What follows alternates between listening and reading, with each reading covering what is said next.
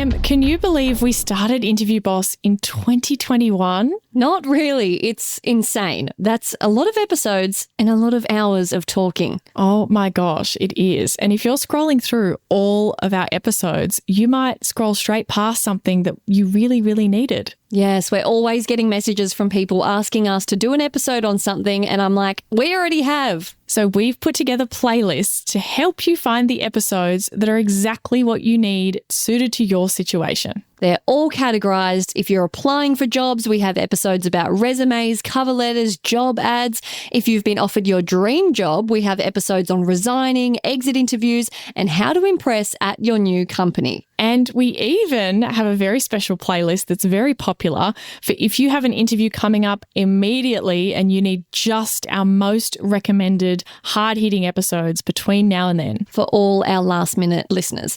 It's all there for you. You can browse by category and check out all the playlists at interviewboss.com.au/podcast. The huge takeaway of this episode, prepare the same way. All of our regular advice stands. We're not reinventing the wheel. There is nothing new about this. Hey everyone, and welcome back to Interview Boss. My name's Emma, and I'm a radio journalist who's teamed up with my sister to give you advice, inspiration, and support when you're looking for a new job. Sarah is a HR and recruitment professional, and together we're excited to give you guys all the tips, tricks, and behind-the-scenes knowledge to help you in your career. Hey Em, and welcome back everyone. This week's episode is such a requested episode, but before we get into that, Em, who are we giving a big fat shout out to this week? To Gates. She says, "Hi Emma and Sarah. I've been listening to you lovely ladies for 2 weeks, and combined with your techniques, I've also been working with lots of manifestation tricks and had to tell you, I love this. I am the queen of manifesting. Everything in my life that I have, I've manifested. So love this. I had to tell you, about a week ago, one of my former bosses or mentors texted me and said he had a position available that would be a huge vertical impact on me. I decided to go with my gut and interview, even though I was happy in my current job. Yes. That's the definition of shooting your shot. Yes, we always accept opportunities that come to us, even if we're not necessarily looking for them. At that point, I'd been listening to your podcast for 1 week, and this opportunity came to me out of thin air. A few days before I had the interview, I was averaging about 4 to 5 podcast episodes a day. What a legend. Then the time came, I killed the interview with the butt clenching tip.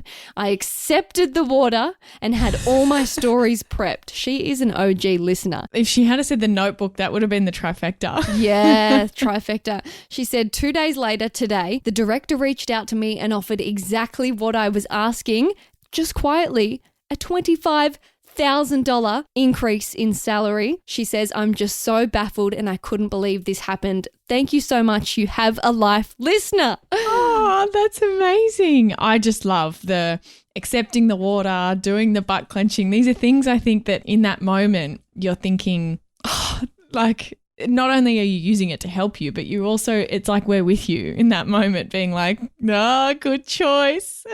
And my favourite people ever are the ones that say we have a lifetime listener, because we understand that we're a needs by needs basis. You come to us, you get what you need out of us, and you graduate and you never listen again. And we're okay with that because you don't need us anymore. But it brings me great joy knowing that we're funny enough, or I'm funny enough. That Hey, I laugh at your jokes. If you were just around by yourself, it wouldn't be funny. But I make them.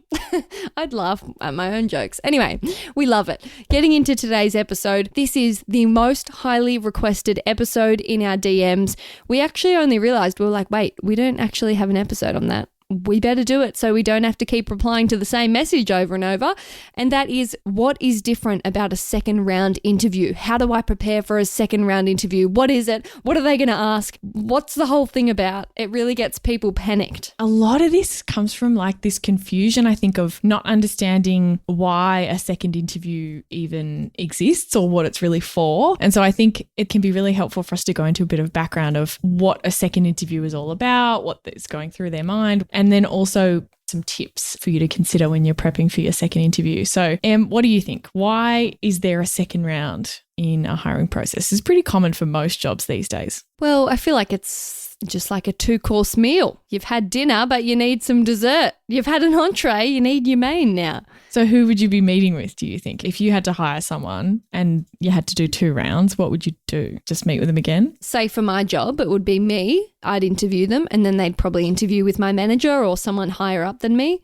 Yeah, exactly. And so if you were their boss, they're going to report to you, but your manager also needs to know who they are to make sure you're not making a horrible decision, right? And normally that's kind of what's happening. I like to think about it like this. If you think about interviews like first dates, you can pretty easily fluff a first interview. You can go through it and think, oh, that person was great, just because, you were vibing or they answered 1 or 2 questions pretty well. And then you get to the second one and you're just testing to see and oh God, we really missed something there. And I think it's kind of the same if you go on a first date and you think, oh, there's all this chemistry. You meet them again and you're like, oh, I was wrong. It's just that confirmation. Was I right? Was I wrong? Because, half an hour that you've spent with someone and then you're going to hire them into a job permanently, it's a big decision just based on that half an hour little snapshot that you've got. So you just need more information. Yeah, and often there's, like we said, more people who need to be aligned in the hiring decision. So maybe the CEO has a policy where he needs to be in the interview of every single person. He's into that. Because it's their business and they don't want to have someone walking in who they go, oh God, there was all these red flags. Typically, when there's a round with the direct manager and the second round's with a more senior person, some people kind of think, oh, well, this second person's the real decision maker. What do you think? No, I don't think so. Often they're just the rubber stamper, the person who gives it the go-ahead. They're going to raise any red flags or block it if they've got any issues. But ultimately, if you've got a preferred candidate, they're just saying, I'm happy with either. You can hire whichever one you want. Or, I've got issues with this person's whatever, therefore I'm going to block it. So often the key decision maker is actually the direct manager. The more people you're meeting, they just have to be on board. They have to be agreed with your decision. And instead of, putting them all in one room and doing a big panel interview, they do 2 rounds. It can also help if someone's really senior and they have to be involved. You don't want to send them 6 different interviews. You just want to send them the one person you're about to hire, or maybe 2. Which I think I would much prefer 2 interviews one-on-one than a big panel interview. So let's not freak out about it. Yeah, a lot of the time that's exactly what it is. Imagine trying to organise and schedule in with the candidate and then also 4 different people's calendars. It's a nightmare. So doing 2 rounds can often be practical for that reason as well. There might also be 2 or more finalists and they need to narrow it down. There's 3 people they love, but we're not quite sure. So we'll bring them in again. I need a refresher and we'll dig a bit deeper. It's as simple as that. You're getting down to a short list. Yeah. If you're going in for a second round, you have progressed. There is no way that they're moving every single person through to a second round. Some people won't make it through. So it's a step in the process. Yeah, because a lot of people in our DMs asking about second interviews are freaking out and, really stressed. This would be great for them to know, hang on, take a breath. This is a good thing. Not everyone has gotten to this stage. And ideally, you would have been told up front, hey, there's 2 rounds. That's just the plan. Sometimes companies can kind of spring it on you and it's a surprise and you didn't know that it was happening or whatever. You thought you were just going to get a job offer and then they ask you to come in again and you can think, oh God, what have I done? Maybe they need to ask more information. That's generally not the case. If they were unsure, you just wouldn't come back. Is there a distinction between them sort of saying, yep, it's a second interview, come in, whatever, and them saying, oh, I'd just like you to come and have a chat with the manager or whatever, some kind of meeting or whatever. Is that still an interview, but they're just saying it in a less... It's still an interview. Don't be put off by that. It's an interview. If it's oh, you're going to have a coffee chat, cool, it might be more informal, but it's still an interview. So don't take it as, oh, I've got the job, they just want me to meet someone before I sign my papers. It's still an interview. If there's no contract, there's still an opportunity for it to be lost. There was one process I went through and there were 4 rounds of interviews. This was for a relatively junior job. And I was 4 rounds.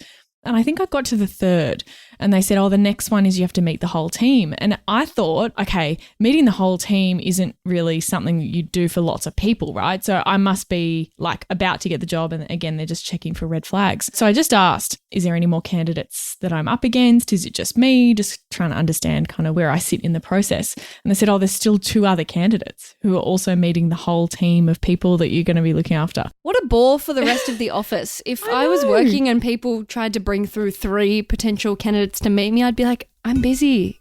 And so I ended up politely excusing myself from the process and just said, look, it's not for me. Like, I'm not going to do this whole other thing that I have to prepare for and go through when there's still 2 other people that I'm up against. So finding that out can be really helpful. You could be the only candidate, but if something goes wrong in that thing, it's still an interview. And on that note of how you just said you inquired about more details, give us a template of what someone could say if maybe they're unsure too and they want to suss it. How do you say that? Over the phone is always best for this kind of stuff if you're in a phone conversation. Cool, thank you. I'm really excited to come in and meet whoever it is. Can I just find out, where are we at in the process? Is this the final stage? Are there any other candidates that I'm up against? I'm just wanting to understand kind of where I sit and see what they say. And you'll hopefully be able to get some kind of information about, yeah, this is the final stage and we'll be ready to have an offer. This is a bit of a formality. They might give you a hint on kind of where it's at. Or, yeah, look, we're still looking at other candidates. We'll be able to get back to you after this. And then you're kind of still competing, I guess. No harm in asking. And also, because you touched on it, if someone also decides they want to tap out, because some people in our DMs do say like, I'm on the 5th leg and like in very corporate jobs or whatever. And if that's them and they're like, I'm so burnt out by this and it's just made me not even want to work here. How do you politely say, essentially, it's because of the huge interview process that you're sick of it? I would say don't pull out just because of the interview process. And to be fair, that wasn't why I pulled out. There were also other things as well. But if it's led them to also become aware of other things and they just want to get out? Yeah. And like the fact that the CEO is a control freak and he has to meet every single person, even though it's a huge company and it's slow and they're not getting back to you and they're disorganized and there's all these other things that you're noticing. Yeah, I would just email and say, thanks so much for your time. I've really enjoyed meeting the team. I've decided that I don't think the role's the right fit for me. And I think that you really need someone in this role who's really passionate and excited about it. I wish you all the best in your search. Boom. Okay, great. We've got that out of the way. I just had to cover that. That's like actually what I said, I think. I stressed about that email for ages, but I just ended up sending it. And now we're giving it away for free. Okay, back to the important stuff. That just was good. I think we needed to cover that. Other reasons that you might be having a second interview, yeah, it's more chance to meet more people in the business, important people. We've touched on that. It's for you though as well. That's what I meant by that, is that it's not just for them to suss you out. It's also for you to meet other people that you'll be working with. They want to make sure that you don't just jump into this role without considering it. They want to give you the choice to go, hey, this isn't right. That's genuinely a part of the reason. Great. And they could be looking for consistency. Like we said before, was the first one great, but it was because you had been preparing to the nth degree. And then when you're, a bit more relaxed or whatever, it's gone out the window or, we just want to see that you're consistently showing you were as good as you were in that first interview. Yeah, they just want to make sure that nothing changes. Like in the first interview, you said, you had all these projects and you're doing this and that and looking after these things. And then in the second one, they ask you a bit more about it. And it turns out that that was actually your colleague and you were just assisting them because they've asked some more detailed questions. They're just making sure that they don't find any things that they weren't expecting, making sure that it's consistent. They're getting the same answers, similar answers. So the key takeaway for that would be, don't lie in the first interview. Yes. Because there might be a second interview. And make sure that, you've got that same story that you're telling about why you've applied for the role.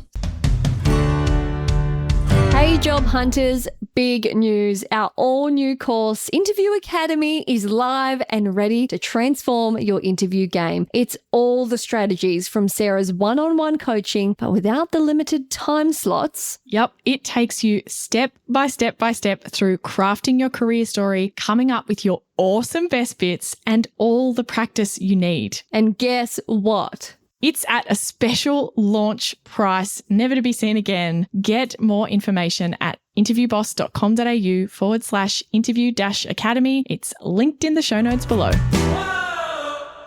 So, yeah, it could be more culture fit to see how you fit in with other members of the team, but it could be more technical. What do you mean by this? Well, it depends on who you're meeting with. So in one of our tips we'll go into in a sec, find out what the purpose of this second round is and who you're actually meeting with. Sometimes you might meet first with like an HR person or a recruiter, like for an actual interview, and that won't be very technical. That'll be quite high level, normally a bit chatty. And then the second one might be with the technical specialist who wants to get into, have you worked with this? Okay, cool. What's the results on that campaign that you achieved? And they're asking you a lot more pointed questions.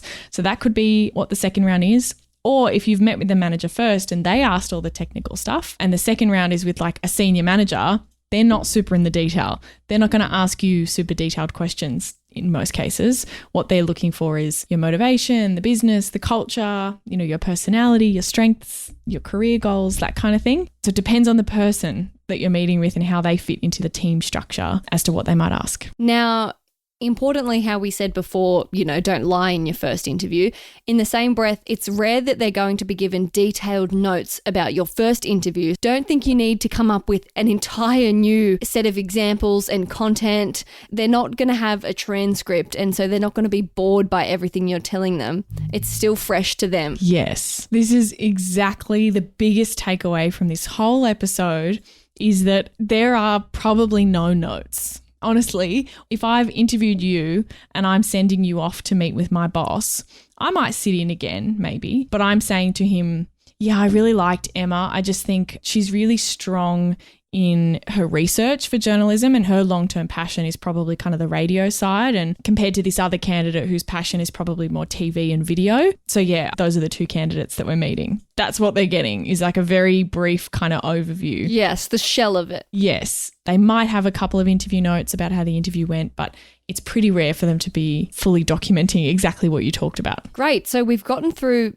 the why of the dreaded second interviews. Hopefully that gives people some context. Yeah, about what's going on behind the scenes. And now it's time to get into the nitty-gritty tips. This is what people are here for. So tip number 1, find out who's in it. This is the same advice for our first interviews and any interview in general. Find out who it is so you can do a little stalk. You can remember their name, remember to recognize them if you see them in the elevator, all that good stuff. But also finding out who it is, as in not just his name is John, but his position in the company. Is he more senior? Is he someone that you'd directly be working with, etc.? Yep. And again, that will give you an idea about what they might want to ask about or what they might care about. So if it's someone more senior who isn't super directly related in your day-to-day management, they're probably going to ask more high-level questions and just interview you in general. If it's someone who's really technical, then they're probably going to be asking technical questions. If it's someone from a completely different area, sometimes they bring someone like that in, then it might be just like a culture fit kind of an interview. Knowing who the person is and what their role is can really help you work out what the vibe is going to be. Now, another huge takeaway of this episode, prepare the same way. All of our regular advice stands. We're not reinventing the wheel. There is nothing new about this. Yes, and to skip to the end and answer the whole question, what's different about a second interview? Nothing. Not much. Not much. It's like, how's a first date different to a second date? You've met once before. That's the only difference. Yeah, and maybe you're going a little bit deeper or revisiting things. Maybe, but like, what do you really know about someone after meeting with them for half an hour? Like, you're still getting to know them. You might skip the how many siblings do you have because you already asked that last time. Do you know what I mean? Like, it's the same thing. It's the same vibes, except that you've just met with them once before. It's exactly the same. It's just exactly the same. That's right. Yeah. Great mindset shift to have. It's nothing crazy. And another hot tip, you can jot down anything that you learnt in the first interview, questions at the end, culture, any little fun things they said, jot them down, because you can bring this up in the second interview to prove that you're a star and you remember things and you're curious. Or mention something that here's a power move, something they told you. Say they were briefly like, yeah, we've got a project in Perth at the moment. That's a city in Australia. Bring that up at the end. Oh, so-and-so told me in the first interview about a big project in Perth you guys have. I'd love to hear more about that. That captured my attention. Oh, they'll love you. Yes. all that sort of stuff. If you can jot down anything you learnt, even just more about the role of, you're collaborating a lot with the marketing team, and then you can ask more about the marketing team, or what are they like, or just reference it when you're talking about your role. Oh, I know in this role I'd be working with the marketing team. Well, I've had a lot of experience with that before. Those kinds of things can take it to the next level. Consistency is key. Like we said before, we don't want to be becoming a completely different person between the interviews. And it's kind of nice if I've interviewed you and then my boss interviews you and we did it separately, he'll come out and I'll be like, how'd it go? Right? And he'll be like, oh, wow, like I really loved her experience with XYZ. She's done a lot of cool projects. I'll be like, yeah, did she tell you about the thingy? And he's like, oh, no, right? Like we want to have a similar conversation about what you talked about. So you don't have to repeat all of the same stuff, but being consistent is a good thing. Hearing the same stories and, making sure that you didn't change your reporting line or you've missed something from time to time is what they're really looking for. And on that note of consistency, this is not the time to be revealing anything brand new or changing your story about why you're leaving or your tell me about yourself, or it wants to make sense. Yes. And I've seen this a little bit before where I've spoken to someone over the phone and they've said the reason they're leaving is that they haven't got any career progression where they currently are. And you're like, okay, that's a nice answer to talk about. It's pretty generic. A lot of people say that. And then they get into the actual interview and then they're talking about how they don't get along with their boss or something. And you're like, hold on, this is all new information. Like if you did that in like a third interview and suddenly you revealed more information about something that was different to what you'd said before. Makes you look dodgy. Feels like you were hiding it, right? Even if you'd said that at the beginning, it's not a problem. But because you've revealed it at the third round or something like that, it's suddenly like, oh, I heard this story actually. I was chatting to the girls on the My Millennial Career podcast, which you can go and listen to once this episode is out. That episode will be out. And we were talking about a candidate who got to, I think it was a third round for quite a senior role. And it was Emily who was in there. And he revealed in the third round that he'd left his last employer a couple of months ago. And this whole time he'd been talking as if he was still there.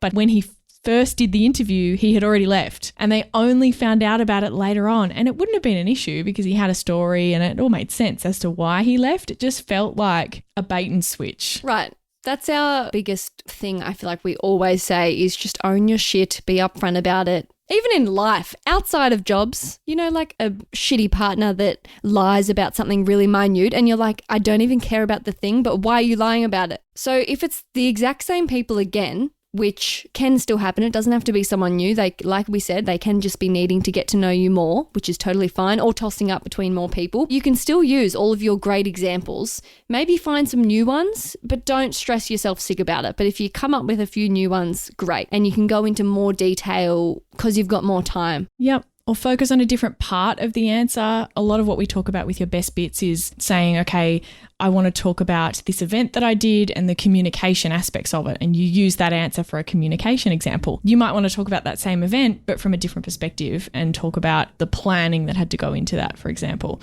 So you don't have to come up with different things. You've still got the same experience. And again, consistency is what they're really looking for. So you can even say things like, I think I mentioned before we ran this big event like blah, blah, blah. Well, that was a good example of where I had to do a lot of planning. And so we did XYZ. So you're giving more detail about that same thing. So you don't need totally new stories. You don't need totally new examples. It's okay to repeat yourself. But if it is all new people, you want to use all of the same stuff. It's the same interview. Don't do any extra work. No, it's just a different person that's sitting in front of you. You can literally recite the same answers if you want. There's nothing wrong with that at all. Easy peasy. They also might be looking to ask about skill gaps, so prepare more on any areas you felt they focused on in the first. They might be trying to work out, are you lacking in anything that's going to make it hard for us? Yeah, exactly. They might have asked you a couple of different questions about a software that you'd worked with or something like that. And so you might think, oh, okay, I better prep some more examples about that software because it seemed like that was really important. Those things can be helpful to have a look at. But again, that's not always the reason you're coming in. So don't get too paranoid. It's also an opportunity to do more research about the company. They might want to ask about your motivations. You might want to ask about their values, all that waffly stuff. You might want to pick some of their values that you want to mention, what I really liked about the company. That stuff I think is more likely to come up in a second round. And ask more questions. There is Never a limit on the questions you can ask. Yes, particularly if it's different people, you should come up with different questions. Every single interview that you're in, you should ask questions at the end. Even if it's just one, just please do at least one. Oh, no, thanks. That's everything. Like, oh, I hate it when people say that. I just think we've only talked for 20 minutes. How can you know everything? Yeah, they don't. It's probably a nervous thing or an underprepared thing. But disclaimer, everything we just mentioned, although this episode's probably going to be titled Second Interview Things, this is applicable for third, fourth, fifth, sixth, seventh, eighth, ninth interviews. I don't want anyone being like, yeah, well, that episode was second interviews, but what about a third one? Everything applies. A job interview is a job interview and the rules don't change. And refer back to what I said earlier about if it is getting to 9 interviews, you're allowed to be like, I'm calling it. I've had enough. That is fine. I would too. And if it's not a senior role, that's just insane. Like, why are they putting everyone through that? Maybe find out if you're still up against people or whether you're just going through some checks and balances. Great. See you next week. See ya. You won't see me, but you'll hear me. Thanks so much for listening to Interview Boss. If you like hearing the sound of our voices, hit that follow button in Apple or Spotify, or better yet, tell someone about the show. That's how we can hit the charts so we can help even more people. For more advice, inspiration, and a supportive community, check us out on Instagram at InterviewBoss.